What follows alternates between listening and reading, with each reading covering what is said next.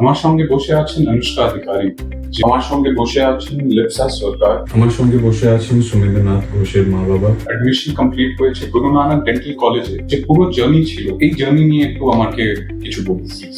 প্রথমে আমি খুব টেনশনে ছিলাম যে আমার কলেজ হবে কি হবে না। আমি এই রেজাল্ট দেখে বুঝতে পেরে গেছিলাম যে এমবিবিএস ইজ নট পসিবল। তো আমি কনফিউজ ছিলাম যে কি করব না করব না। আমি বাট যখন আমার কলেজ সিলেক্ট আমার আসলো যে গুরু নানক ডেন্টাল কলেজ আমার হয়ে গেছে, আই ওয়াজ ভেরি হ্যাপি। তারপর ডব্লিউবিএমসিসি থেকে যেদিন রেজাল্ট বেরোয় সেদিন দেখি যে আমার অ্যালটমেন্ট এসেছে হচ্ছে গুরু নানকে। আপনার কলেজ নিয়ে কি ফিডব্যাক স্যার?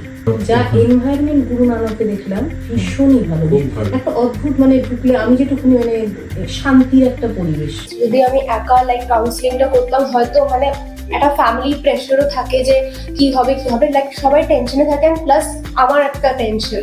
বাট শিক্ষা কনস্ট্যান্ট আমাকে বলেছে না হয়ে যাবে, এরকম একটা মোটিভেটেড করে রেখেছিল মনে মনে।